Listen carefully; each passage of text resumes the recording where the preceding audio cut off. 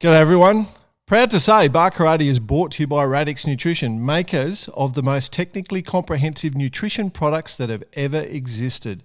Unlock your potential with Radix.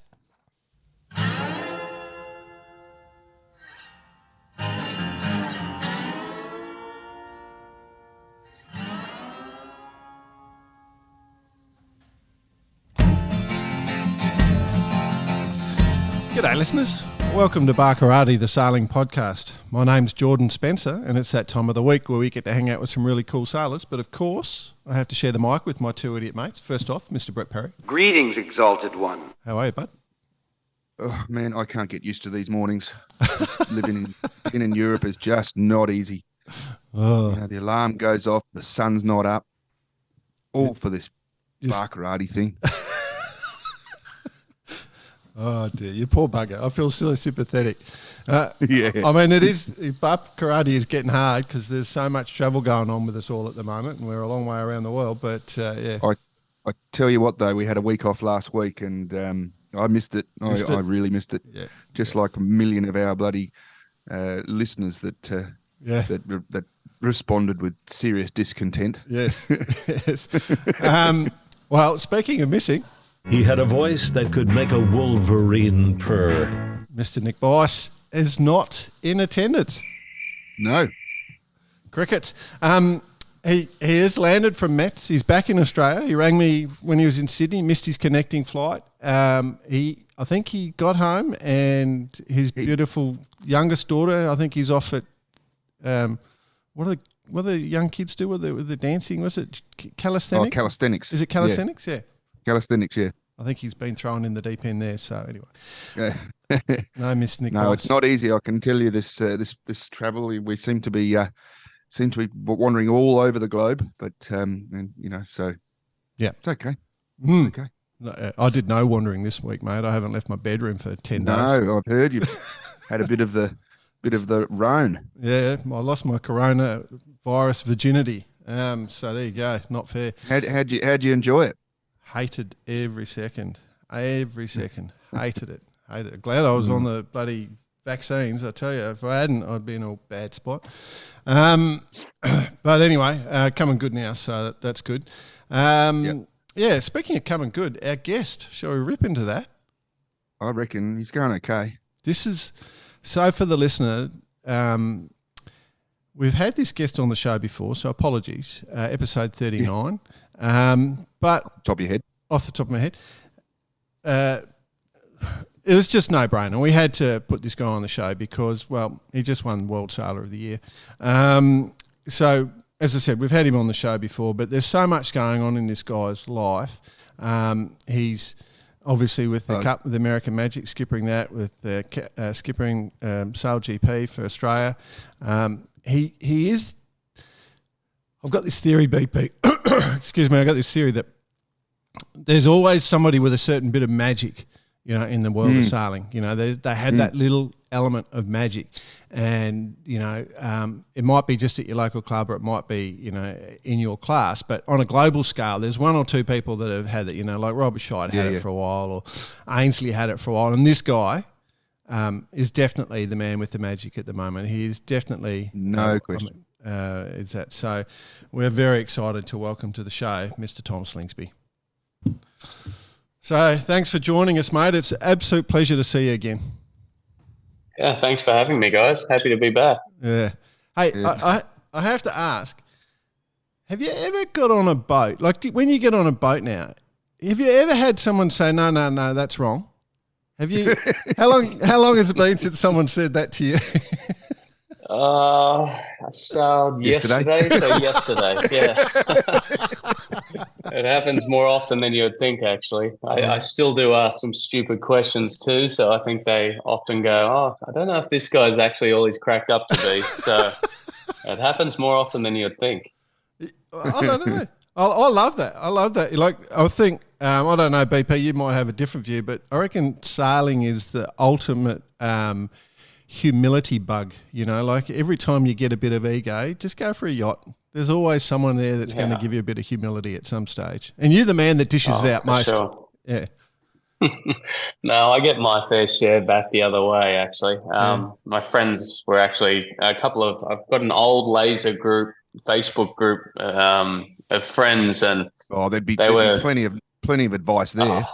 yeah, the banter's still going. I think it's called the Boys Group of Banter or something like that, and old laser mates. And as soon as I won the award the other night, they said, "Oh, the guy, I forget his name, but his name was Boyd. I went and did a local club race in Northern Ireland in Belfast, Bangor, and I got beaten by this. I think he was probably 60 years old, but they were like, this guy's really good here." And I was like the current world champion in the laser, and I was like, oh, okay, yeah, come on, guys. Like, what are we doing here? And sure enough, the guy smoked me. He didn't miss a shift. He was quick enough. And so sailing's the ultimate sport where you can get humbled at any point. I love it. Absolutely. It really is. I love it. And I think that's a really, really good thing to sort of have in your arsenal as well, is to be able to sort of accept that, because there is always going to be someone. Yeah. No, I've really found as well that it's when you are doing well, it's easy to get I don't think the word is complacent, but almost scared to continue to broaden your horizons. Yep. It's hard to go into a new class because you've always got the target on your back. Yeah. But if I don't do that, if I don't put my hand up and say, I'll come do the 16-foot skiff nationals, or I'll come do this type of boat where you've got all experts in that class, you just don't continue to improve. Yep. You got to be willing to lose, and I'm willing to lose. I lose all the time. So people remember your wins, but there's a lot of losses which build up to those wins. That's never a true word being spoken, I reckon. Like that ability to just step out of your fleet, because it's when you jump into a new fleet, you've got to learn so many things before you're fast, and to do that and experience other classes and experience different, like it's cross-training. It's just cross-training. That's all it is. I'm interested from that perspective, though. You must have been offered every boat in the world to sail. Is there a class of boat you haven't sailed yet that you really want to have a go on? Oh, geez, I haven't thought about that. Ice sailing. A J boat? Ice sailing. I'd actually love a go at that, but a J boat. Okay. Yeah, right. I see the drone footage of those boats and the racing footage of those boats, and God, they're beautiful. I understand it's essentially a duck on water. It looks beautiful and elegant, and then you see the 25 people running around the foredeck trying to hoist sails and stuff. I understand how hard it is. Yeah. But it's just one of those boats where I just go, that is beautiful sailing, and just to be lined up with another boat in something like that'd be unbelievable. So one day. Well, good news. They're just a big etchel, mate. Yeah, exactly. Good news. Don't have to hike as hard though. True. There's definitely some J-boat owners listen to Barkarati, and for 100%, the DN class, the ice boaters, are massive into Barkarati. Okay, that's good. Yeah, I guarantee we'll get guys, just reach out and we'll pass it on, because if the circumstances work. But I guess with American Magic... Well, apparently we're doing the next World, Jay, in the ice boat. We just got to... I'll look forward to that. But with the American Magic team, you're mixed in there with a whole bunch of those dudes to be able to get you on as well, I reckon. You'd be... there would be a few guys that have done a fair bit of that ice boating, I think. Yeah, there are actually. Yeah, we've got the young guy Harry Melges with us, and obviously Buddy Melges' grandson, and he tells some amazing stories of the ice boats and how quick they go. And I struggle to comprehend it, because the one thing I've probably got for me in sailing is I can look at the water and understand how the wind works and the different pressures and shifts, whereas they can't see it when they're ice boating. That just confuses the hell out of me. How do you know when you're about to get a 10-knot puff or something like that? You don't. Yeah, I don't know, but I've got to try it one day. Yeah. I mean, there's so many elements to it that we love, like the running start, and that, half pushed in one direction, the other half. We don't love that. No, we don't. We don't love that. And then jumping on and sheeting on, and as you say, you've got no concept of if it's a there's a gust coming, or like I guess the seagulls start. There's no seagulls, really, is there? Like there's no sea around. I don't think so. I don't know what's there. They start blowing across the ice or something. Yeah, I got to ask Kyle Langford about it. He went and did it a couple of years ago, I think during COVID or so, and he said in his first go he did over 50 knots. Yeah, right. And I think he had a big crash too, actually. Of course he did. Yeah. Yeah. No, exactly. Of course he did. I think he put some video out. No, good old the seagull. Speaking of seagulls, is that what made you think of him? Yeah, no, exactly. It's just word association, you know. Yeah. Well, the other one was. You got. Oh, sorry, BP. Go, bud. No, I was just going to say. So you got heaps on, mate. You're absolutely flat out. Everything's happening. Give us a rundown of your days. You're in Barcelona. Yeah, at the moment, yeah, I'm full time in Barcelona. My wife and I moved here in May, so we've been here about 6 months or so.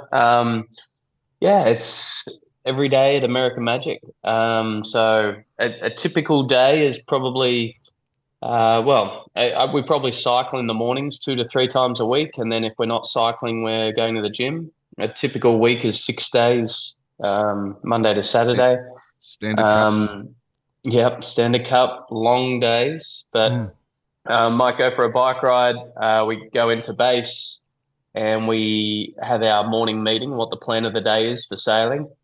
And then while that's happening, the boat's going in the water and the guys are doing their final checks. And then we'll hit the water. Might be yesterday was 11 o'clock and out on the water for 4 to 5 hours, just testing. And in the plan of the day, you've got your test lists. There might be 3 items on it and with a focus on race laps or something like that. And then a couple of other things, but sometimes it might have 15 things on there and you've got to test every type of function, test different trims, test different cant angles, different sail setups. There's just a million things you can do when testing by yourself that you've got to go back and look through the data.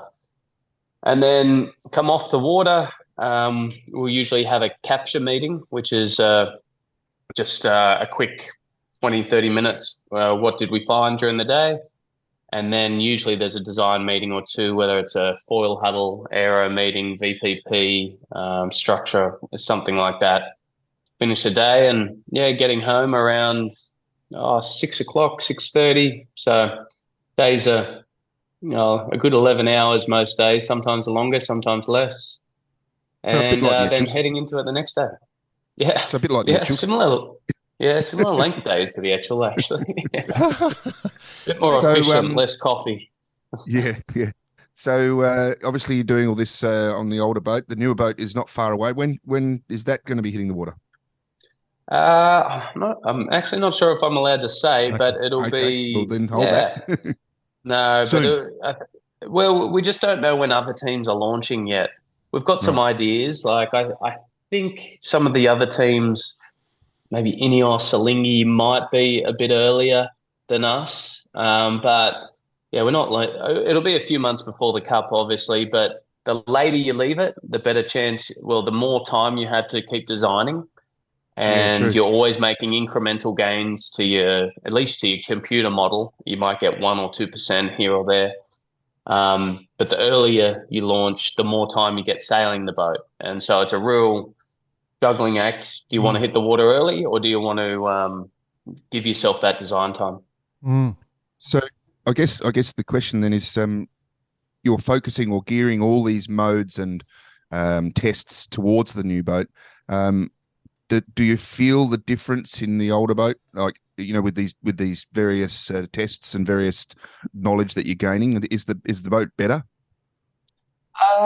If I'm honest, it's hard to speed up the older boat, and most of the tests and things we're doing they're like a structural change or a hardware change or a different foil. We're not allowed to change any of that stuff on this boat. We're allowed to change some systems, so you can make real efficiency gains with testing in the old boat, because you can change the cylinders, you can change the control loops, you can change how the oil's moved around the boat.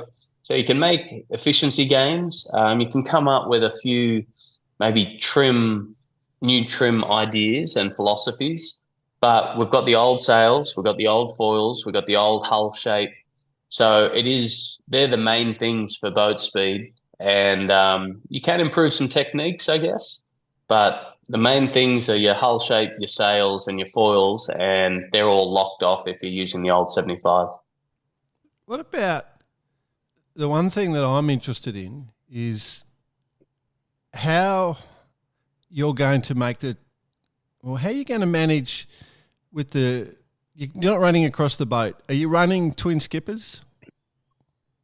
We will run 2 skippers, myself and Corcudus at the moment. Who knows? It could all change. We've got Lucas Calabresi is also a helmsman, and Harry Melgers.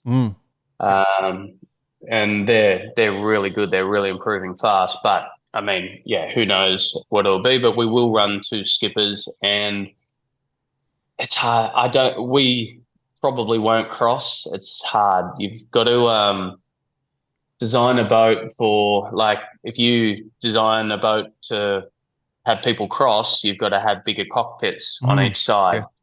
And you might take an aero loss for that. And surprisingly, when you're talking a 6.5-ton boat and moving 85 kilos a few meters from side to side, when you're already a long way off the point of the foil, which is your riding moment arm, essentially, it doesn't make a big difference. So we're still debating all that, and some teams will do different things. If I had to guess right now, I don't think anyone will move. No, I can't imagine it. Now that I've spent a good 3 minutes in the simulator on the 40, and I've got complete mastery of the vessel now. Ticked it off. On to the next thing. What about with you're going to run with are you allowed to tell us, the cyclers? You're going to run with cycle power on the boat? Yeah. Okay. Yeah, we will. And have you adapted our one helmet aerodynamic thing right across the cyclers, so everyone's just behind the one, like the cone of silence? Your helmets have specifications. You can't run the aero helmets and stuff like that. But I think there's room there to be creative. And you'll see some teams being creative. Have you heard our idea? No. So it's just one helmet, one helmet for 4 cyclists. Yeah, gotcha. And it turns into a hatch. Yeah, copy, and you just lock it in on the top. Yeah, that's it. Copy. No, I like it. Massive aero. I like it. If there were no rules, it would be a great idea. But the one thing we were concerned, with our bit of banter was with the cyclists, and when you're on the 75 and when she goes and you have a big crash, those poor buggers head down, not seeing it coming, and ask straight up the other bloke. There could be some pretty awkward crashes going on. Is there are they restrained? Are they tied in, tethered into that spot so they can't go? No, they're just going. They're going to. Well, everyone's going to have their own layout. Yeah. We don't know what that's going to look like. You can, for example, if you think of the boat, or you look at the boat looking forward, you could have 4 people in a row. You could have 3 people in a row and 1 on the inside. You got to remember that it's not conventional like a normal boat. If you're not crossing, you can have people closer to the center line of the boat. And if no one's crossing, it's the same riding moment all up. So people can have all different configurations. They might have 2 people at the front, 2 people way at the back. They might have, there's all sorts of ideas you can throw out there. Whether your cockpit will allow you to, if there's going to be someone ahead of you or not, or there could be a bulkhead there, I don't know. Everyone's going to have a different arrangement. But for sure, yesterday we're out sailing Patriot and we're doing sort of nearly 50 knot barrelways, 49 I saw. But you get a little loose in one of them. And these guys, if I'm honest, these guys aren't sailors. Most of our cyclists, they've never been on a boat in their life, and they saw an ad in at their university or college in the US saying, can you produce over 450 watts for 20 minutes? Come be a sailor on America Magic. And these guys thought it was some sort of joke. They're like, so you want me to come cycling on a flying boat? That can't be real. It can't be.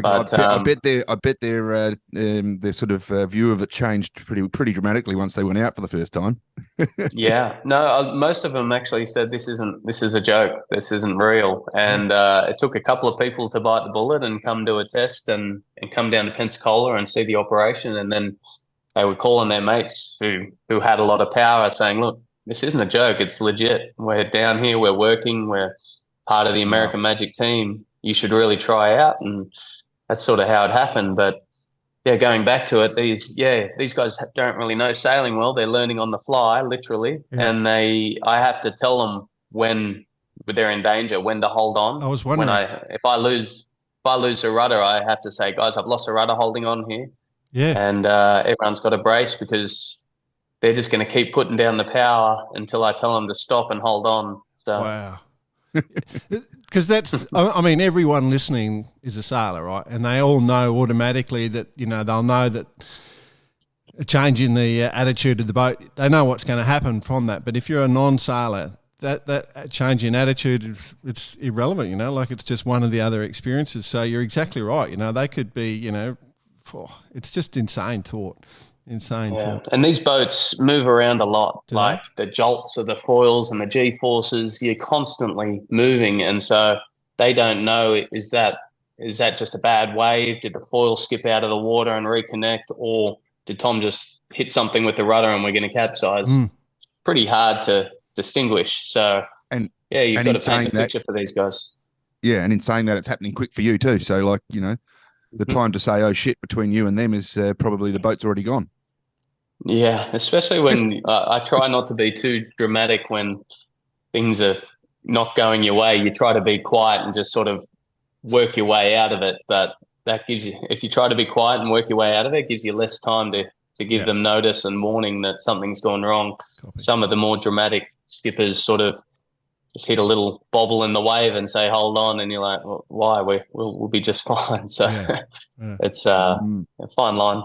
So if for all the sailors out there that are foiling, there's plenty of kids out there that are foiling from the start. What vessel would correlate most to sailing the AC boats? Like, is there any type of boat that's out there that has a similar feel? Oh, geez, that's a tough one. Yeah. Honestly, it's like nothing. I can't even think of a boat. I'm trying to think of a boat that you got to keep dead flat, sort of thing. So that makes you think flat or windward heel, makes you think of foiling boat, like a moth or a wasp or something like that. Yeah. But the dynamics, unlike anything else. Yeah, the dynamics are still different. Like, there's elements that are similar, obviously, foiling, but the way it feels and the way you sail it, there's nothing similar. No, I honestly would say that. I mean, these simulators, which are going out around the world to everyone at the moment, are unbelievably good. Mm-hmm. They come with like the cockpit and exactly the same button layout as the AC40. And we haven't sailed our AC40 in one design configuration since Villanova, and we jumped in the simulator the other day and just to get a feel for it, and all the buttons are in exactly the same places, and the wheels are exactly the same amount of tension in the wheel. Right. So it's a really good training tool, but yeah, obviously a lot of people don't have access to that sort of stuff, so it's hard. If I had to say one boat which you would sail, it would be some sort of foiling boat, a moth or a wasp, just because you learn about heel and you learn about keeping it that 2 to 3 degrees windward heel is a balancing act, and you get that feel to do that. And that's what I would guess at. Yeah, I as I said, I was joking before. I did have a couple of laps on the sim, but it was dialed right back. So every sailing element of it was really out. You're just steering, and so I really don't feel like I've experienced it at all, except they let me have a crash at one stage, but it was just from the perspective of the layout and actually having a look and seeing the process, it's that little AC40, as you can tell I'm a fan. It's she's a cool boat, the work they do on that sim, I spoke to the engineers there, and the work they do on that sim, they're trying to get it exactly the same, aren't they? And they're pretty close. Yeah. It's if I'm honest, it's quite scary how well they do the simulator, Team New Zealand, and they pump this out to the world. Obviously, this isn't their best tech, and this is a version probably 5 versions ago. This is what Team New Zealand do. They release things which is old technology to them, and that includes the AC40 boat. They wouldn't release their best equipment for a one design boat that goes to all their competitors. So like even all the control systems on that, I remember going, geez, this is really smart. And you go, well, they're obviously 5 iterations further than this. So honestly, the designers at Team New Zealand, unbelievable. I mean, I've been up against them a lot in the past. Obviously, I've managed to beat them once, and they've beaten me once in the America's Cup. But what they've done even since then, it's remarkable. And I've got to include the sailors with that, whether it's Glenn Ashby, Peter Burling, Blair Tuke, Andy Maloney, Josh Jr., those guys, Nathan Outridge, because they're all involved with the design. And that unit is a very strong unit. So they're going to be very hard to beat. That is exceptionally. That's a point I was going to get to later on. We've discussed it on the show a bit in the past, is that the strength of the Australian SailGP team is that you blokes are all mates. You've all grown up. You've got that feeling together.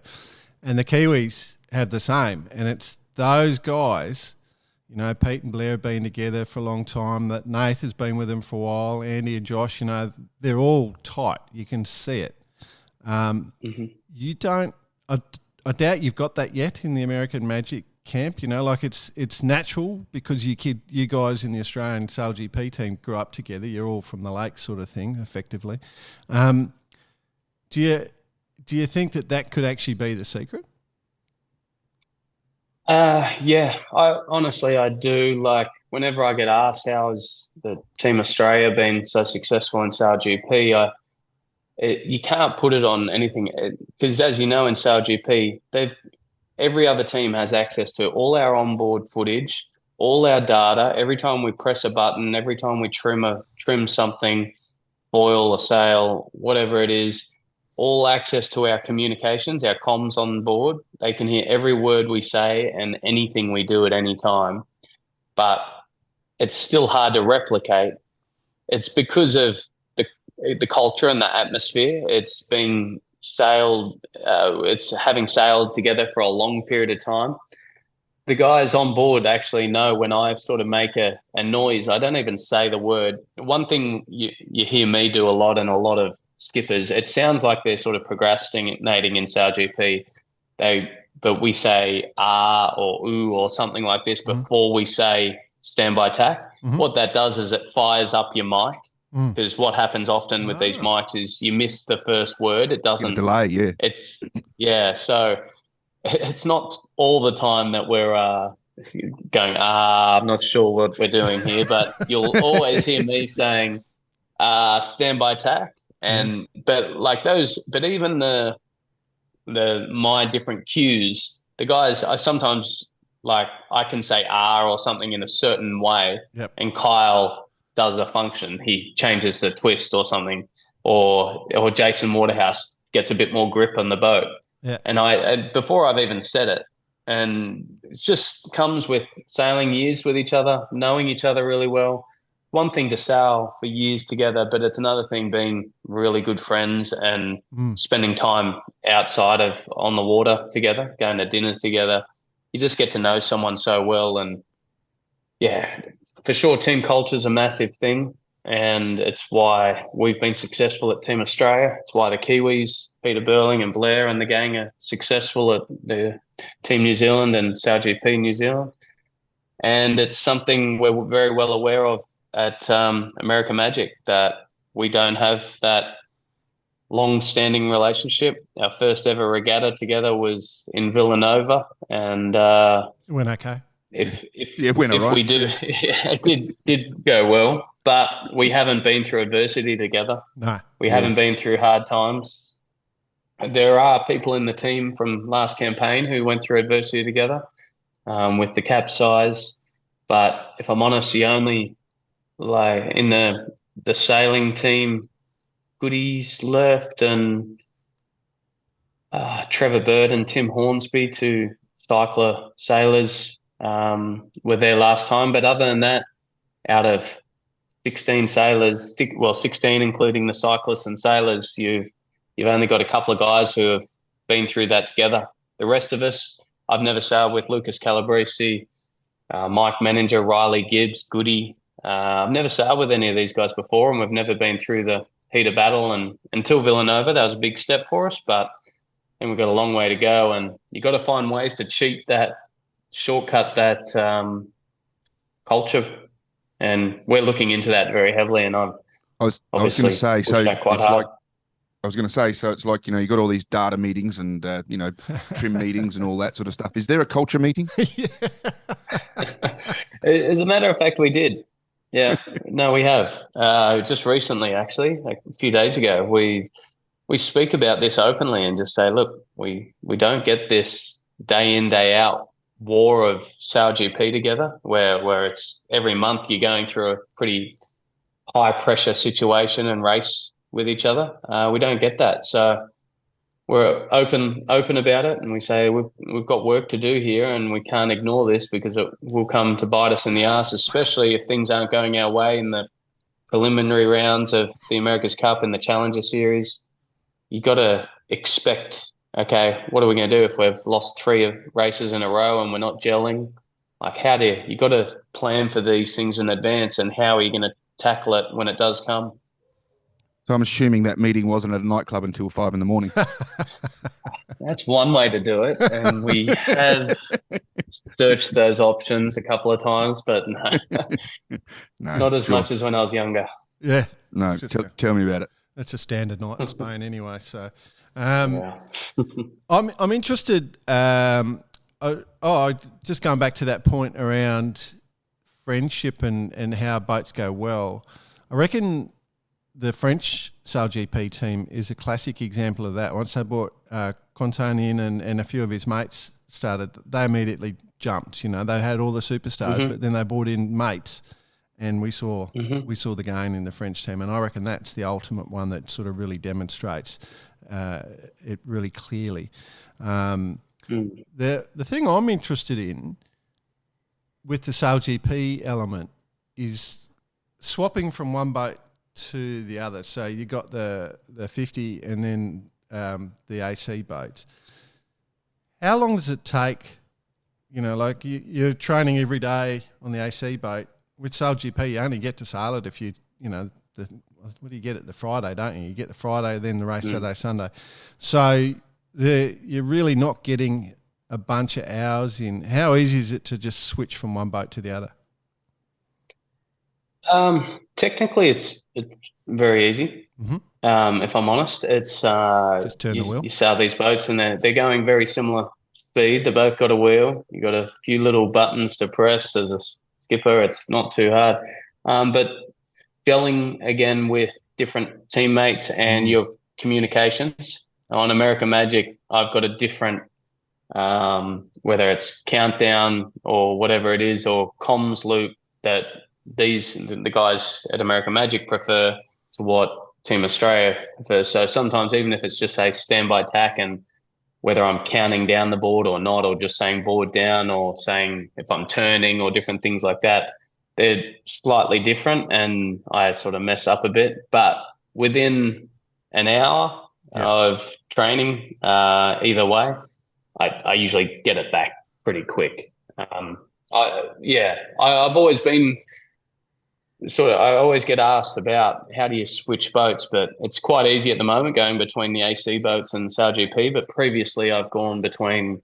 Super Maxis, then lasers, and then foiling moths, and then HC72s, and then TP52s, Etchells. I've sort of done it all before, and I realized during that time you got to basically, the night before I sail a new type of boat, I do a little bit of a mental prep. Okay, what's changing here? What are the important things in this class of boat? Forecast tomorrow's lighter. Okay, if I'm jumping back in the F50, okay, lighter airs, okay, I've got to be patient to pop the hull, patient to pop on the foil. Maneuvers are going to be expensive. And I kind of just do a bit of a mental prep for that day and go, okay, these are the things which I know are important in this condition, in this type of boat. And I just get my head around that. And then usually I can jump in and do okay. It's speaking of sailing these falling boats, like, because I'm old, I get to just watch these days. I never really get given the opportunity to go sailing anymore. So when I was, a young fella, we went from sailing dead downwind to, apparent wind sailing with kites, right? And so that whole philosophy of how you sail downwind was a major structural change. You'd always jibe on the once you got lifted 5 degrees, you'd jibe, blah, blah, blah. But once you went to apparent wind sailing, the secret pretty quickly just stay in front of the pressure, right? And 5 degrees won't make a difference in front of another extra few knots because of the extra boat speed you get. On these falling boats, a couple of knots is 6 or 8 knots of boat speed. And one of the things that's really evident to me from watching is that you're apparent wind sailing upwind. Like upwind, you're not just trying to get upwind. You're actually trying to stay in front of that pressure in apparent wind. So you get more height. Well, you'll be able to sail higher in the groove once you've got that extra pressure. You're not sailing as low. And, so to my eye, that is what I'm noticing most differently. Like when I watch the SailGP boats, and I think it's the same with the Cup. Is it that right? Am I getting that even close? Yeah, no, for sure. What people don't understand, you come from a yachting background or even a dinghy background, and no one at home can see this, but on camera I'm sort of doing a curve which is pretty sharp and then down, and you've got a VMG optimum, which is a very small band. It might be within a couple of degrees true wind angle and within half a knot of boat speed. But in the fast foiling boats, your VMG curve is very flat. Mm-hmm. You can sail 10 degrees lower and 5 knots quicker for exactly the same VMG. Yep.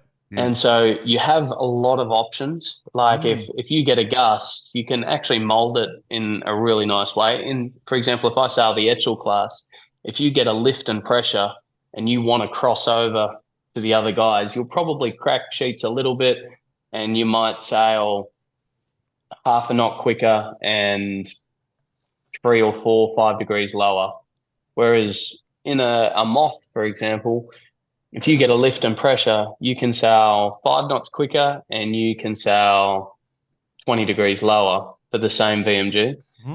And so it open, and then it's even amplified again when you get to an AC75 or an F50. Oh. You can, sometimes we'll be going upwind in the F50 and sailing maybe 8-10 knots over target boat speed just to cross back over, and you don't lose as much being off your VMG optimum because it's a very flat VMG curve. The peak isn't as high. And so I find you've got to remember that, and you've got to mode the boat well, and you get a light patch, and when I go into a light patch in a foiling boat, I'm really just trying to see the next gust coming and trying to hit the point of that next gust where I get into it as soon as possible. Yep. Whether that means sailing 10 degrees higher or 20 degrees lower, I'll generally do that. I've got to get to that pressure quickly, and I've got to use my speed to float through there and get there. So, just different things like that. So every boat it's slightly different in that regard, but the foiling boats give you a lot more options for that. Yeah, a lot more mathematical options there. Like you've got to run a lot more scenarios by the sounds of it. The other one that you can sail a lot more distance easily. Yeah, put it that way. Yeah. The other one, I remember my dad saying to me once, he was going, why do they keep getting penalties? Why are they going outside the boundary? And I said, well, I reckon they've worked out exactly, if they go and get a penalty here and go outside the boundary, that'll take 2 tacks out of they'll know exactly where they got to tack and if it's worth taking that penalty or not. And you're nodding, so yeah. So yeah. No, exactly. But now obviously the umpires are onto that. We've got I forget the name for it, but it's called some word for an important boundary. And if you go over that important boundary where they know that you've worked out, if you break that boundary by a boat length, you can actually lay into the next mark without having to do an extra tack. Yeah, you get extra penalties now. Jimmy Spithill is notorious for this. And every SailGP event, I remember him in Saint-Tropez, I think it was last year, he broke this important boundary every time. And that's why this rule had to be brought in, because he was so good at making a big gain. He would say, over the comms, because the umpires can listen to your comms, he would say, "Oh, I'm trying to burn this penalty. Oh, come on, Craig, let me go here." And then they'll let him go, and you would make 2 or 3 boats by doing a professional foul. Yeah. No, they're onto us now. It is funny because I remember people going, "Oh, why they get the penalties?" I said, "Oh, they're not dumb. They know what they're doing." So, it is quite funny. It's one of the things I want to be, Pete, are you wanting to jump there? I've got a question I want to hear. No, go for it. Okay. I'm just loving the chat. One of the things that to take the listeners outside just the sailing element of it, you mentioned your wife Elena before. She's living with you there. You're in Barcelona, and I don't reckon everyone understands just how difficult it is on the partners. Like you've just talked about how you spend 12 hours a day doing something, and you're doing what you want and your passion. And you've got a very happy-go-lucky wife there who's always seems incredibly positive. What is available for your partner there in that sort of situation? How do they manage it? Because they're without you for those times, or is she working now, or how does it go for her? Because it'd be tough, I reckon.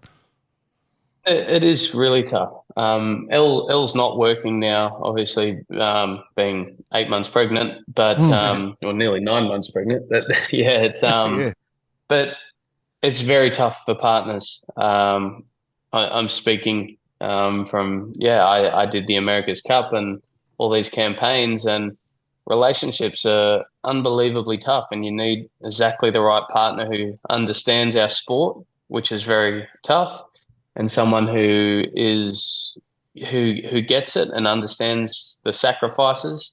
And that it means moving to different countries and not speaking the language and being a part of that. It's really tough. And in my opinion, like I've obviously had previous relationships and tried the long distance thing, and it's just so tough. You need someone who's going to commit to being with you and commit to your lifestyle, and they have to sacrifice a lot on their end.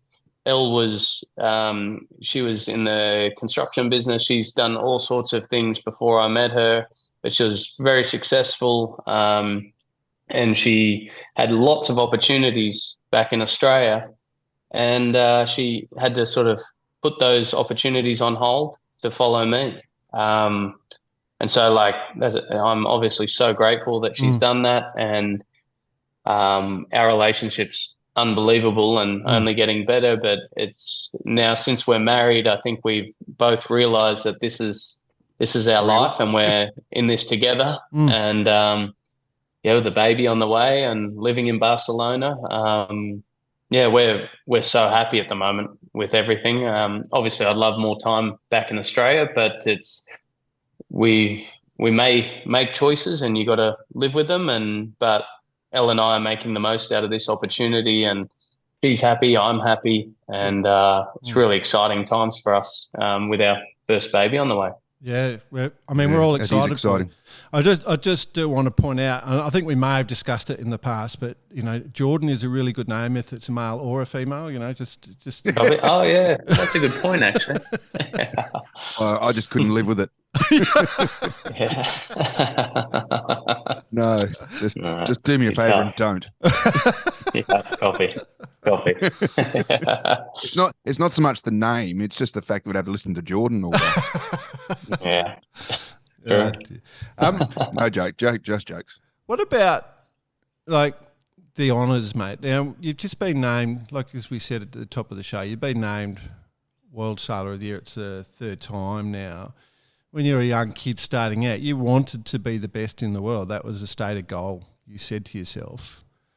Do you just think, well, shit, I actually never believed that would happen? And you know, clearly you are the most recognised sailor in the world these days. Is that?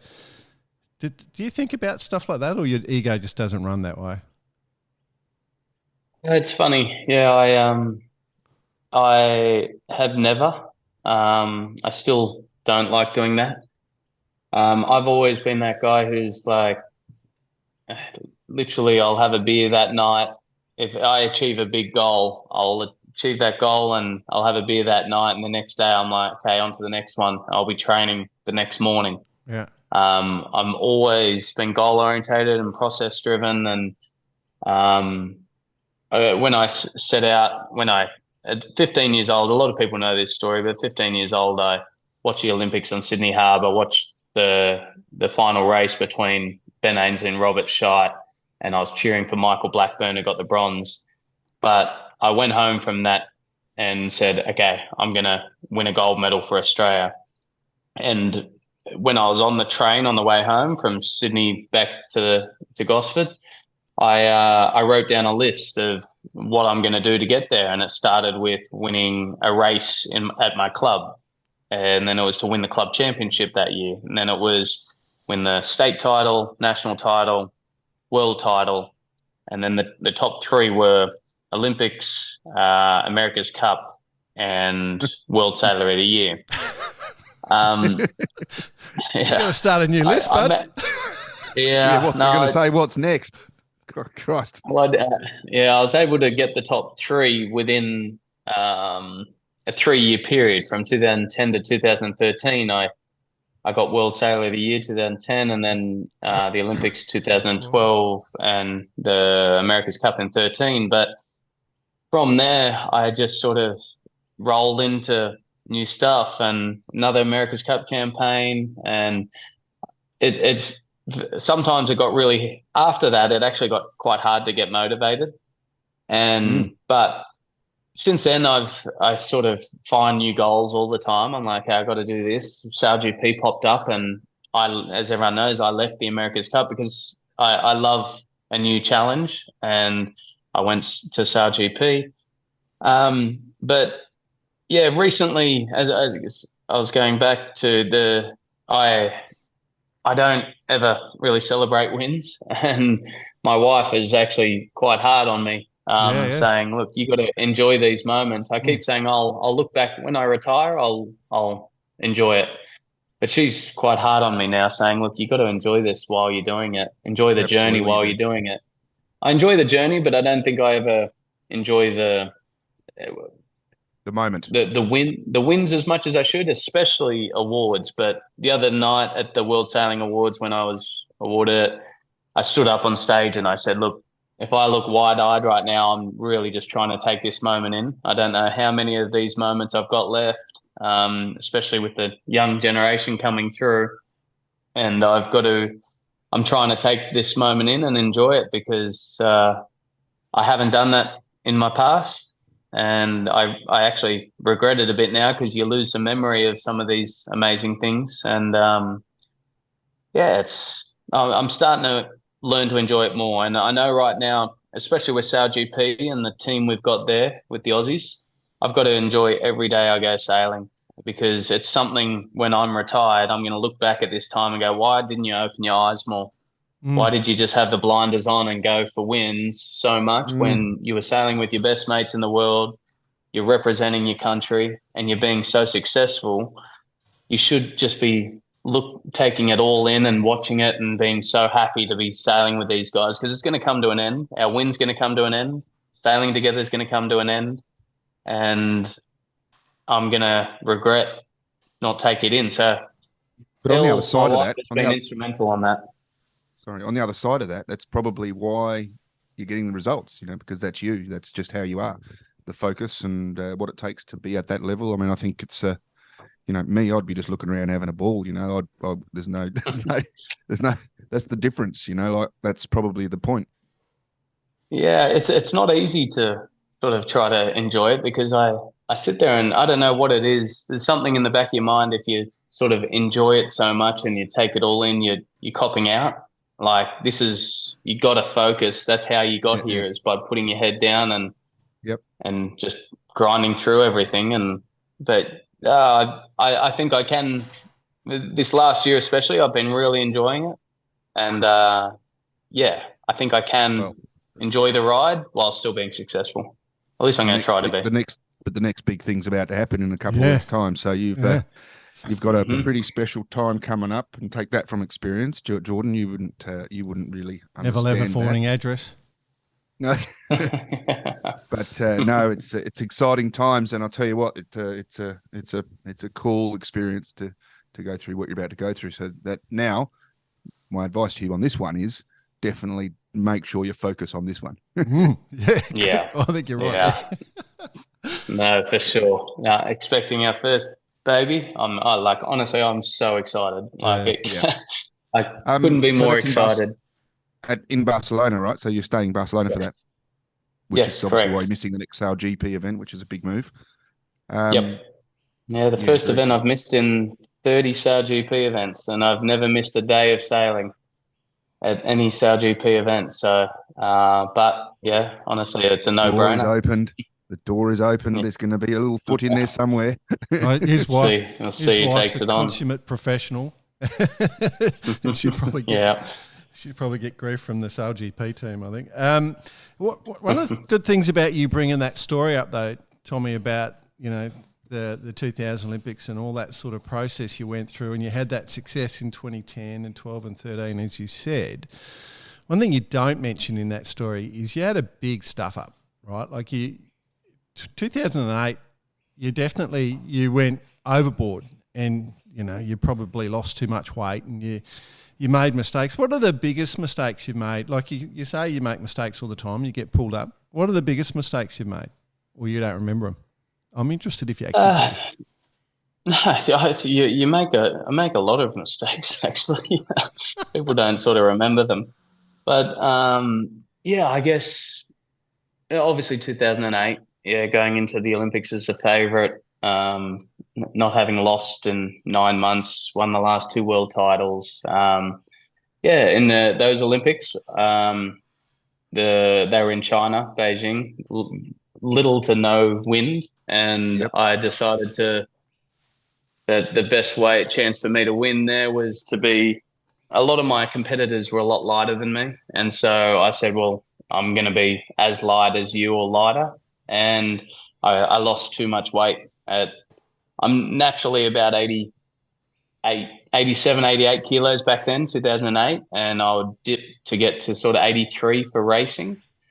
And then, so I was losing weight from sort of 87, 88 kilos. I got to 78 kilos after a few months of hard work. And the doctor said, look, you can't lose any more weight. You're now sort of burning muscle, and I'm worried about your immune system and things like that. And up until that point in my career, if anyone said I couldn't do something, that was possibly the biggest motivator. And whether it was you're never going to win a gold medal, going to win a world title, whatever, you're never going to lose any more weight. I was like, well, I'll prove you wrong. This is what I do. And I lost another 5 kilos. And for the first race in Beijing, I was 73 kilos. Anyone who saw me then knows I was not well. I got glandular fever about a week before the games, and I was getting sick unbelievably easy. But I don't blame being sick at the event. I don't blame any of that. I blame myself. I lost too much weight, and I'll never forget being on the boat and struggling for a bit of boat speed. And in the past, you can problem solve it. You can sit there and go, okay, I'm a little slow upwind here in the light airs. I might move forward a bit, so I'll touch more heel, crack a bit of sheet, bit of outhaul, whatever it might be. You can problem solve through these issues. And I remember just looking at the sail, looking at the water, and just like I couldn't think clearly. I couldn't actually problem solve anything. I lost so much weight, and that's just me being a young, immature kid, and it was a huge learning experience for me. Yeah, you got to trust professionals. Yeah. Yep. And and I learned a lot and made sure I learned from that loss and got going again. The reason I brought it up is, you know, you come across as incredibly determined and focused and goal orientated and all those things, and if you don't, you can take it too far in one direction, and that's a classic example of when you did take it too far. But the great thing is you learnt from that lesson, you know. So, and I guess I was thinking for the listeners, for the youngsters out there listening, you know, like you gotta look at both sides of every equation. You know, a mathematical equation is beautiful because there's always two sides to it, and you got to go and look at it from the other side. So you only focus on one element, you're not going to get that all-rounded result, and that's you know, that was why I sort of wanted to ask that question, just so the youngsters listening out there would have that sort of understanding of the process a bit better. So the other thing, I guess, you know, your life's about to change for you. You know, like you're a year short of your 40th birthday. You've got a kid on the way. You're married now. You know, you're starting to build that adult. You know, you've got that adult life, all these responsibilities. And in the Cup and SailGP and all that, there's a lot more external stuff that pulls on you now. Like you can't, you know, coming on an interview like this, you can't just say what you want. You know, you can't, when you're in front of a camera all the time, you can't, because there's sponsors swinging off it, and there's all the beautiful people you can't upset. And do you go through, do you feel that pressure when or does, you know, you're so focused on the sailing you don't worry about that stuff? Like, does that really drag on you? Obviously there's a lot more that comes with life these days and going out and sailing my laser. But no, I'm honestly in a really good place at the moment. American Magic are extremely supportive of me, and Terry Hutchison, Doug DeVos and Hatforth, and those guys, they understand that I want to keep doing my SailGP, and SailGP is very important to me, and they allowed that to happen. They give me, that sort of flexibility. I get to do SailGP, which is something I love, and it sort of comes up on average once a month. And then honestly, I feel like I can, other than talking about America's Cup design, I can say exactly what I want whenever I want. I don't feel censored in any way. I've got to keep some design secrets to ourselves, but that's honestly the only thing I feel I can talk about. I feel like in a pretty good place, actually. In the past, it's been a lot more, whether it was discomfort with a team, whether it was a league that I was associated in that I just didn't agree with, or whatever it might be. I felt like I'd love to speak up against this, but I'm worried of getting fired or something like that.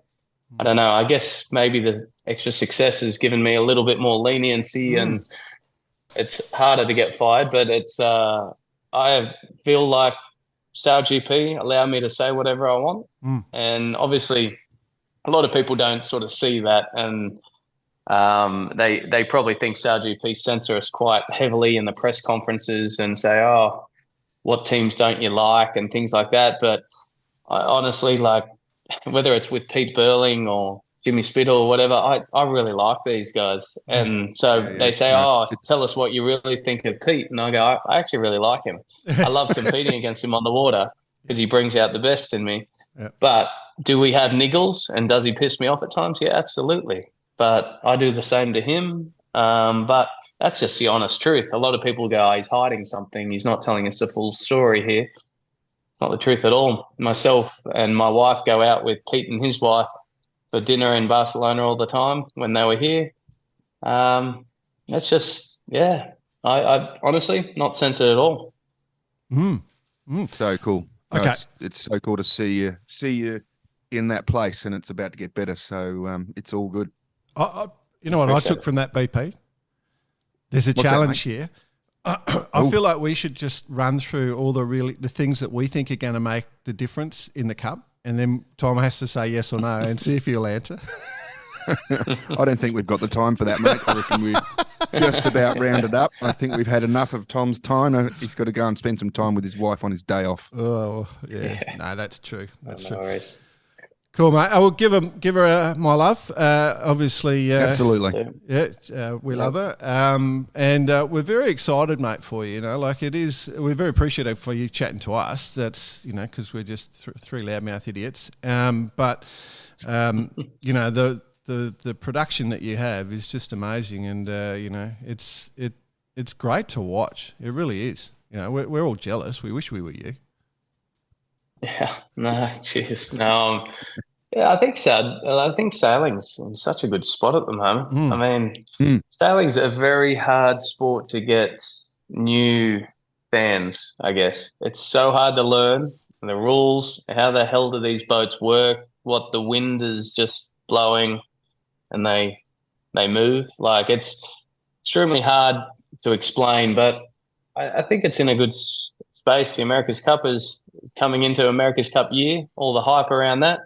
SailGP is just getting stronger and stronger, more events, more teams, higher competition. So, yeah, it's cool. The Olympics are on next year, so 2024 is going to be a ripper. Yep. It is going to be a ripper. Yep.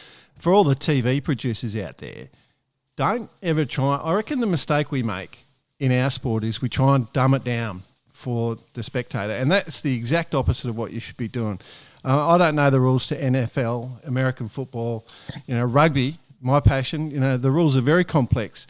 AFL, there's all these different sports out there that the fans come in and grow and develop their knowledge and get more and more knowledge. Sailing is unique. Don't take away the uniqueness of sailing. So if you're a TV producer, keep it up. Just bring the people up. Don't go down.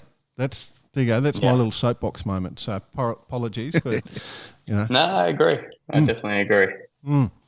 All right, bud. We'll leave you in peace. Been a ton of fun as always. See you in a few months.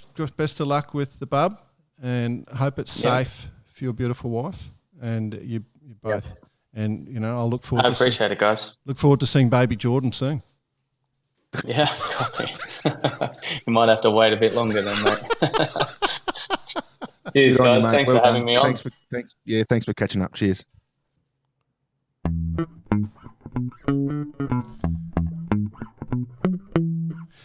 Hey, but that was a lovely chat for one. Such a nice bloke. He's a cool guy to hang out with.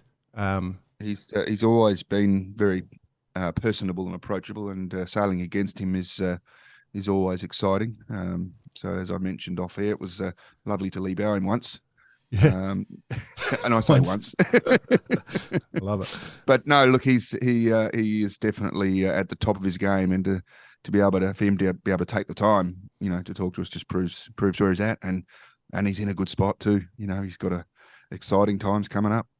When he put the notice up, he shared that he'd won World Sailor of the Year. I was, awesome, blah, blah, blah. But I wrote #time for a statue. A lot of people have sent me messages about where we should ask. Where are we going to put it? Where should we? I mean, it would probably at the turn off to Gosford or something like that. We'll get the listeners to write in. Where do we put a statue for Tom? I reckon that'd be hilarious because... next thing you know, there's 500 statues around the world. But great guy. I couldn't, there's no negativity to the guy, so that's cool. Speaking of being top of your game, if you're looking to be at the top of your game, say for the Hobart, which is coming up, or some of the offshore races, or even just your off the beach sailing, remember you can get performance through health with our friends from Radix Nutrition. I think it's time, BP. I reckon if you are starting to load up the boat for Hobart, it's probably time to get your orders in. If you want to try a few beforehand, just to make sure that it's the good gear and you enjoyed the taste of it. So there's a whole bunch of different things, including breakfast, meals, drinks. It's the use of your human metabolism to underpin that performance. So the use by eating the Radix, you're enhancing that metabolism, and that is where you're going to get that output and performance through a healthy approach. So remember, if you just go to Radix Nutrition and you order something, just use the code word BARKARATE, one word, BARKARATE, and you'll get a discount from us for loading yourself up with the Radix nutrition. It's actually a really good point because there's a big push at the moment to offer up a bit of education towards this, and that will be happening relatively soon. I can give you that from the inside goss that it is about education and it is about not going shopping on the Saturday or the day before the race, I should say. Yep. Definitely think about it because number one, it's weight. It's very easy to pack, and number two, you are getting optimum nutrition, and it's becoming more and more relevant and understood about how, if you can perform with the right nutrition, you actually can enjoy the race a lot more. You know what the other thing is, BP? What's that, mate? It's just like, if it's an uncomfortable race, it's easy food to keep down and put down, like being sick this week, I just haven't wanted any food. But the Radix is easy to get down, so it's probably it's more than just the nutrition element. It's just the fact that you've got really easily consumable food. You can just rip it straight down. It'll be good. Absolutely, give it a go. Cool. Other news. Club events. Sail Melbourne is due. We're not far away out from Sail Melbourne, so 30 November. Seems to happen every year. Yeah. So that's the summer season of sailing for the dinghies and off the beach stuff. We've got all the national classes coming up, and obviously Sail Melbourne is the start. There'll be Sail Brisbane coming after that. But overseas, there are still world champs going on. The Lightning World Champs, which is, that South American and American class, particularly on the Americas, is a strong class. They're world champs in Colombia, 27 November to 2nd December. So just Colombia? Yeah. Cool little boat. Interesting place to do a world championships. Yeah, no one's sleeping for that one. Or eating. And then the other class that would be a lot of fun to do, the Worlds, is the Melgers 20 World Champs, 30 November to 4th December. Always a good class, isn't it? Yeah. Keep an eye on that one for sure. In Miami. Mate, the other thing we should move on to, of course, is our Jack Lloyd Listener of the Week, presented by our friends at Vycobi, who have given out a couple of prizes now. We do monthly Listeners of the Month, so send them in. Cheers at Barker. Send them in. This is serious, and it's real. This is not like our merch pack. This is absolutely real. Genuinely getting your stuff. One I do want to mention, which is kind of interesting, is that Grant Newman, remember we talked about him a few weeks ago? Yeah. And we came up with all the nicknames. Do you remember that? Remind me. Remember we started calling him, Newser. Oh, yes. Mumo and Mumo. He made the mistake of sharing the episode with a couple of my buddies at work, and last week my bosses started calling me Mumo in a meeting.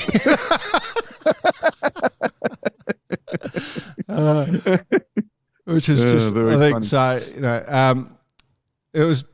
funny.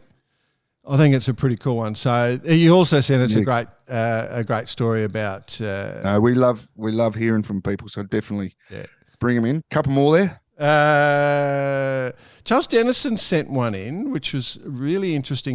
He threw a whole bunch of data about sailing. So he had the official Aussie stats. I did see this one. Yep. There's a lot of errors because of low sample counts, the surveys, but and these numbers exclude school participation. What it doesn't have errors is numbers of national fleets. See Opties below. So he's gone through the data and analysed our sport in participation. He removed 2021 based on COVID, and he came back with a statement. It ain't pretty. This is devastating news for us because, the whole reason Barkarati exists is to promote the sport. We want to see the sport grow. He wants to sort of suggest a collaborative data gathering exercises, particularly across the youth classes, just to see. But if you look over 22 years... steadily declining. Yeah, it's just basically going through the decline, and the numbers are quite scary. So this is globally. This is globally, of course. Yeah. So just, whereas you might see in your local area, you might see quite a healthy attitude towards it. It's across the planet, these numbers are looking definitely like it's having a bit of a struggle streak. So it may be the right approach to that might be actually just to have a show about it one day and talk in depth about it, because I think that the thing that is quite interesting is that it's not changing, and we've got to make it. There are classes that are doing well, like say the Wasp is a classic example. It's affordable. They're doing a lot of different fun events. We've got to make. Oh, hang on. Go on. There was a word there. There was a word there that you just threw in. Yeah. Yep. Fun. Yep. Fun. Yep. Fun, and it's exactly true. The point is on with the Wasp. I mean, what they're doing is it's a great formula. You look at the windsurfers now, windsurfer Wallies. Similar sort of approach. Yes. Similar approach. Let's, these big organisations or not so much big organisations, but these fleets. I mean, if you look at the Opties, for example, it's just so much pressure and stress. Mate, I agree with you, bud. I agree with you. And I must admit, that interview with Nick Bez, who's the president of the Wally Windsurfer, the windsurfer class, has sat and festered in my mind for so much so for me too that I'm planning my summer holidays in Perth. Yeah, I'm hearing you. I am still serious about this one. So, Nick, if you're listening, I'm ready. I'm going to give it a crack if I can. Cannot wait for those worlds. So, the windsurfer, but the Wally, I haven't been on a windsurfer since 1998 or, so I'm going to be finely tuned athlete. Perfect. No, finely tuned athlete. It's going to be good. But yeah, so it's those sorts of things that I reckon, it's a great discussion. If anyone has any ideas how to grow the sport, just throw it out at us. Another good one that we got was John Wern sent us an email a couple of weeks ago before the break. One of our two resident rangers on the crew wrote a song. We'll have to share that on our socials, I think. But did you listen to that? I'm sorry, no, I didn't get that one. Yeah, being our resident musician. Just the name makes me laugh. So it's a pretty good thing. Yeah, it was a Ranger song. So we'll share that out with you. But just wanted to. We haven't forgotten you, mate. Got that one there. So we'll share that on the socials at some stage. I'll leave that in BP's hands because he's the music man. Yeah. Well, I'll have to critique it, of course. I'll have to probably polish it up a bit, but no, we'll get there. Cool. No, just jokes. Righto. Oh, God, what are we going to do? I don't know. It's hot time with Bice. Hot time without Bice. Hot time without Bites. Yeah. No, well, it is his section. So anyway, nothing we can talk best, about, won't we? We'll make it quick. We'll make it quick. Mini Transatlantic, mate. The Mini Transat. Oh, hang on a second. It's all finished. So they're in. And yeah, look, I guess it's such a full-on race. I mean, and I've touched on this before that not a lot of people really realise the effort that goes into this race. Not only do you have to, sail for 4,500 miles on your own, but you've got to do a 1,000-mile qualifier. You've got to do X amount of events. You've got to fully immerse yourself. As we had a chat with Simon the other week, you've got to be fully immersed. So you've got to look at these 80 odd, sailors and boats. So not only are you sort of managing your boat, but you're managing the time. I mean, it's a 2-year commitment, and I can tell you that from experience.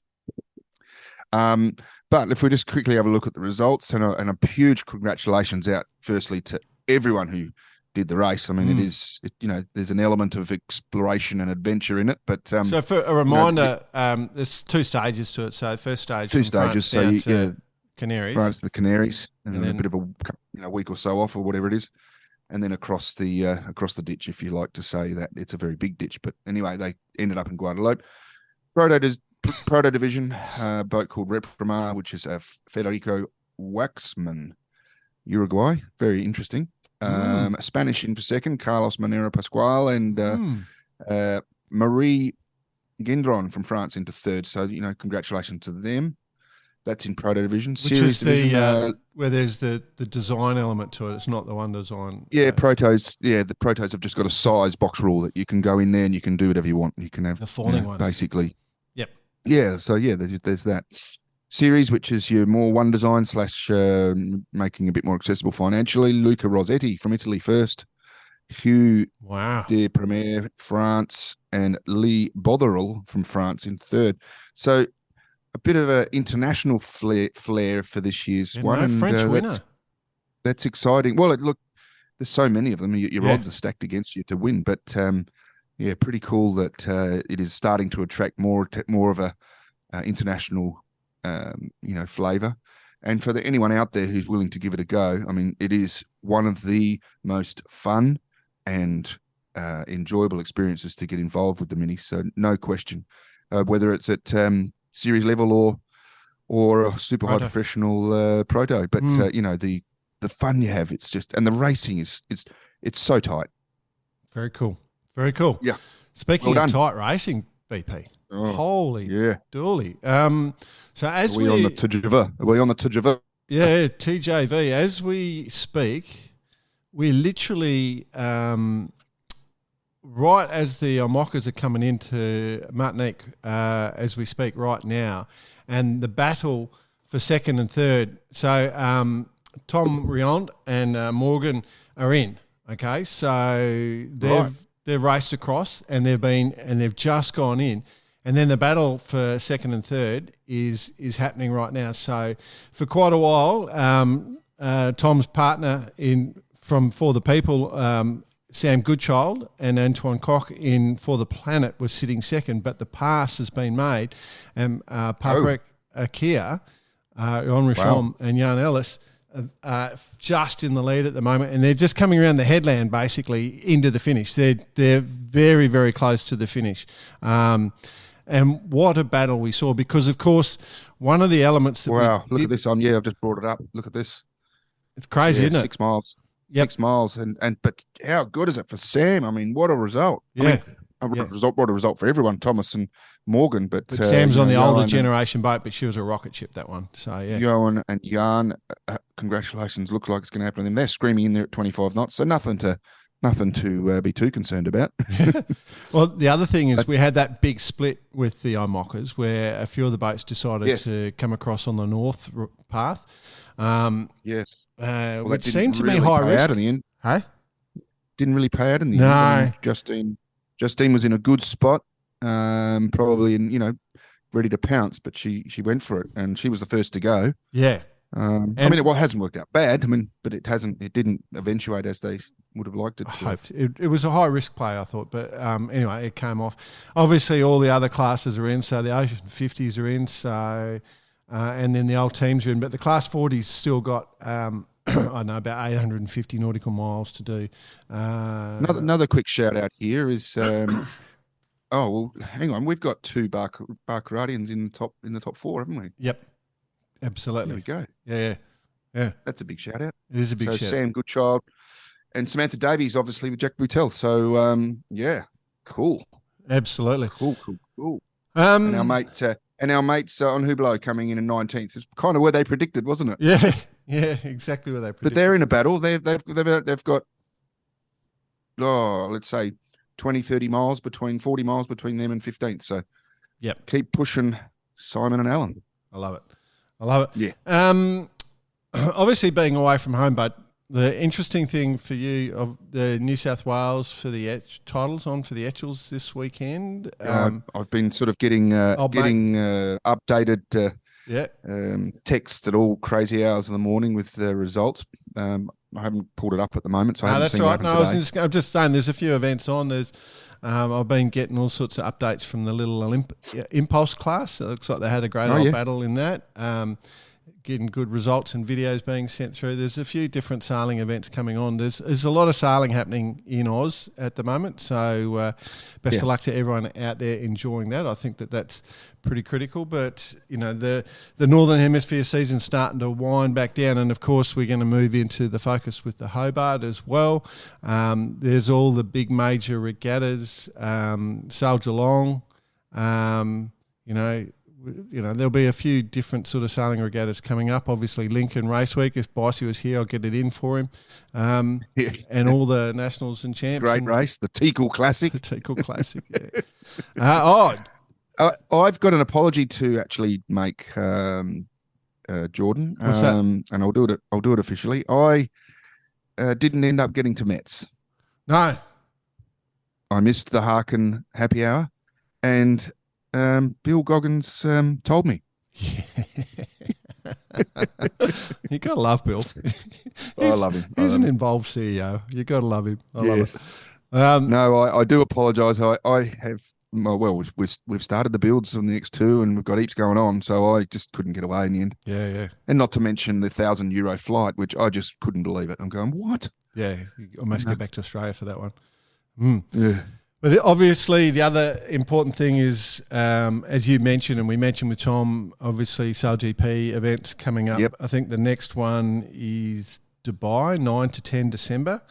And then if the next Cup event is in Jeddah. So the one in Jeddah is 29 November to December 2nd. So that's the next time we see the AC40s. Remember, we had the light wind experience. And good sailing, you can get quite good sailing in that part of the world. I've been watching it. They're really enjoying themselves. Yeah. So, there's plenty to watch. I know what I should say. If you are sitting around on a Sunday and you think, what should I watch? The 18s is today, quite windy, and it was tough going. So there's some good footage. I would suggest it's always good. If you want to get on that channel, watch a little bit of carnage. A little bit of carnage. Absolutely. Jump on the 18s. Absolutely. Just go 18 TV, I think, 18 Skiff TV, and it'll take you straight to it. But today it wasn't pretty, but it was good. There was some great footage of the downwinders. Very cool. Oh, mate, those guys just the classic wipeout. We're extremely blessed to be able to, go down on the harbour and go sailing when they're out there. But I tell you what, if you're on an Etchell, clunking your way downwind or upwind, and those things are out, it's hard to get out of their way. Cool. All right, mate. Let's call it. Yeah, that's us, isn't it? Great episode. Great to chat to. Yeah, it was awesome. Pity about Mr. Bice, but he'll be right. He'll be back. He's had a couple of weeks off now. Yep. Yeah, he'll be back better and stronger. He'll than be ever. Fired up next week. Won't be able to shut him up next week. I love it. Cool. All right, mate. Good on you. Cheers.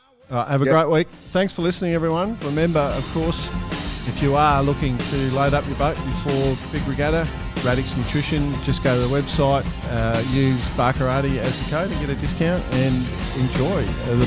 The team at Radix are telling me that you are all rushing in, so good on you. Yeah, go for it. Cheers.